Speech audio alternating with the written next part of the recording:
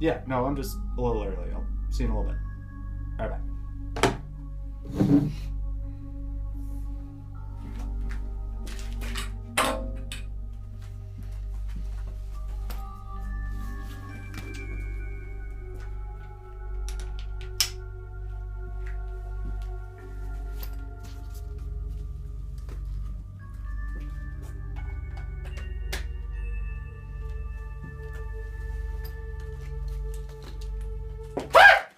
Oh my God, man!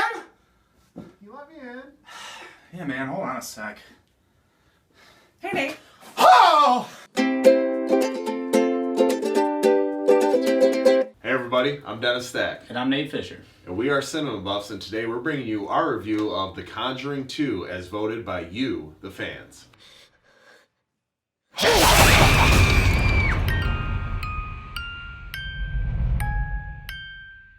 I was really happy that all of you voted for The Conjuring 2. Well, not all of you, but for the most Majority. part, the majority was The Conjuring 2, and this is the one I really wanted to see this week. First of all, Dennis, what did you think of the first Conjuring? I really enjoyed the first Conjuring. I mean, that's one of the scary movies I've seen in the last 5-6 years. Yeah.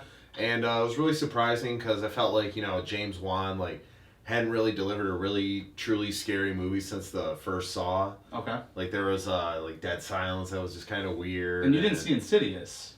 No, I haven't seen the Insidious, so Right. yeah, to his credit, I haven't seen the Insidious movie, so I Yeah. can't judge too fairly, I guess. Sure. But yeah, I was really surprised by it. I mean, it's not only just a good horror movie, it's a good movie. I mean, just overall. Yeah. So, walking into this one, even though I enjoyed the first one so much, it's just I remember asking Nate, when we're talking about this movie, what's that great horror sequel, You were wary of the trailers quite a bit as well. Yeah, exactly. Yeah, I remember you saying that. Yeah, and so I walked into this movie with low expectations, and that's what I ended up leaving with, was just being delivered on low expectations. I mean, with both of these movies, the first one and the second one, let me talk about what I liked about this movie. Okay. The acting was great. Yes. I think Vera Farmiga and Patrick Wilson playing the Warrens, I thought they were great. And the main girl. Yeah, the little girl. Such a great job. Yeah, I thought she did a great job too. Yeah, the acting in this movie is great, and also I liked the special effects. Yeah. The special effects were also better than top-notch. the first Conjuring, in my opinion. I think it was more special effects heavy than the first Conjuring. Yeah, Big yeah. time. There was more effects in this one, so. They even have a character, a little kid that has a speech impediment. He has a stammer, and right when I heard it at the beginning, I was like, "Ooh, are they gonna exploit this?" But they didn't. It was really respectfully done. And it was never offensive or forced or anything like that. Right, and they didn't make it something he had to overcome by the movie. Right, Maybe it was a plot just device. Exactly. It was just there, and it worked for sure. Yeah. Let's talk about. I mean, this movie in general. It's all about the scares with these movies. And did you think it was scary? I did not, and that's my biggest knock about this one. Like I said about the first one, that was one of the scariest movies I've seen in the most recent memory. But this one just wasn't scary to me. I just felt like the scares were too anticipated. James Wan's camera work, it's very pan one way, pan the next, nothing's there, boom, something's there, and that's the scare. But it's just every time the camera started to sway, you knew it was coming. So it's I just disagree completely. Let's go. Oh, boom, there's the scare. For and there's me, jump scares in there, but that's just a natural reaction. Well, I don't think so. I think that James Wan is very self-aware and aware of the classic horror tropes that are in so many horror movies now, and I feel like he is blatantly almost honoring them, but not going through with them. You think, I thought so many times that it was going to be this, and then it wasn't. He leaves you hanging, and his key is that it is a slow build. I love that he slow builds these scenes. And I thought it was full-blown suspense. I do not think it was as scary as the first one because I don't think it was as grounded in reality like the first one. Right. The first one really put you there, really made me feel like this is something that could have happened. This one goes a little over the top, in my opinion. But still, I think that James Wan uses the camera as a horror director to his full advantage. It's almost an extension of his mind. He lets it go wherever. He doesn't need to cut a lot. It's just flowing around, and you're going down the hallway, you're going in a room, and then you're panning over, you're going down. I just think that he really works with the camera very well. I think his direction is fantastic. And I thought it was great too, but it didn't belong in a horror movie, all this swaying, and we're going through the window, and I hate it when they go through a window and they make that sound effect. That just annoys me. Just the camera going all over in these incredibly long takes. and this movie's long. It's 2 hours and 14 minutes. Yeah, it's over 2 hours. It's at least a half hour too long. Yeah. And I just feel like these long takes all... It's like, what is this, Birdman? Like, come on, what's going on, James Wan? It's just, it just doesn't feel... I mean, it's beautifully done, don't get me wrong. Yeah. But it just doesn't fit for this movie. There's one scene where the little boy goes to get a glass of water in the middle of the night, and he's looking out, and he's seeing the swing move a little bit, and the shot is a small window with him in the window, and then a giant window with nothing in the window.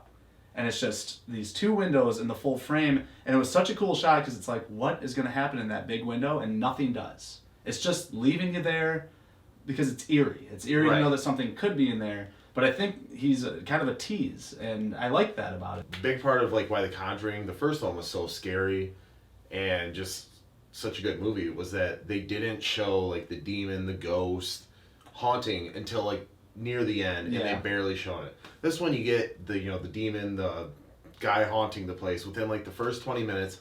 He keeps popping up, and becomes less scary and less. I thought the nun, though, was a scary entity. I thought that was a really scary character. I thought the nun was like cool looking. Like it didn't scare me. I was like, that's sweet. Like I thought that the painting scene was very memorable. I mean, it was. I mean, there were scary moments. I mean, but there were too few and far between for me. I thought that it was relentless in its scares, just like the first one. I liked that it took place in New England. I thought it was cool that it was like different. They did this whole montage of the times of the 70s, what's happening in New England, with the whole soundtrack and things like that. But it does carry the same structure as The Conjuring, the first one. I don't think it hurts it, though.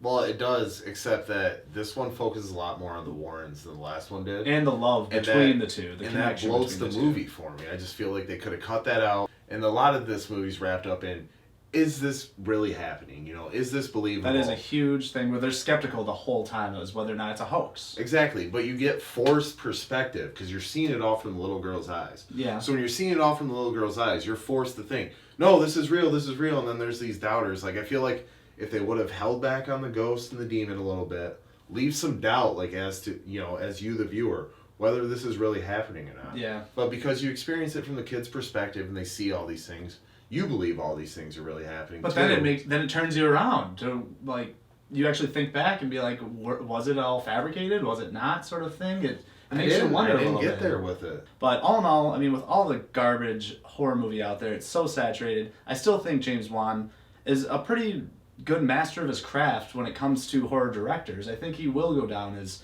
maybe not Wes Craven status, but like he can make such a solid, effective, scary horror movie in my opinion, and he passed up Fast 8 for this film. Yeah. I was reading it, he was like, I don't want to do Fast 8, I need to go back to horror. It's at his core. You know that he's having a great time making this movie. And I genuinely thought that it had some very, very solid scares and very creative ways to scare you. Like there's nothing memorable from this one like that would haunt me from after watching it as opposed to the first one. That was scary. That haunted me for like a week or two after watching that. Yeah. No, that was a very scary part of the film for sure. But I like that. I saw this in a full theater, and I know it was effective because all I heard was screams, then laughter. And I think that's such a thing that you need, is that these horror movies are supposed to be fun. And what do you do when you're scared in a movie? You get scared, and then you feel stupid, and you laugh at each other, and you laugh at yourself. Put a number to it. I'm curious.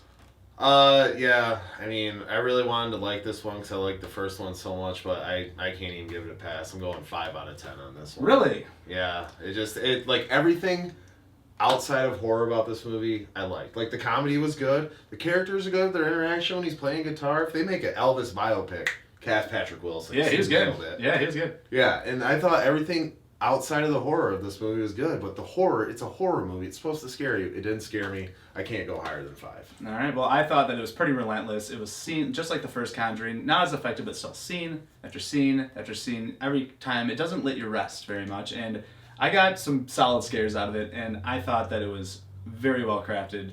I'm going 8 out of 10.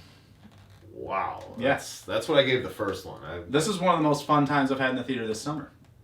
Huh? So, there you go. All right, guys, there you have it. There's our review for The Conjuring 2. We're clearly a little divided on the film. What did you guys think? Please leave your comments below, and don't forget to like, share, and subscribe. And be sure to check us out next Wednesday. We're going to be bringing you a brand new episode. And don't forget, there's no place like the theater.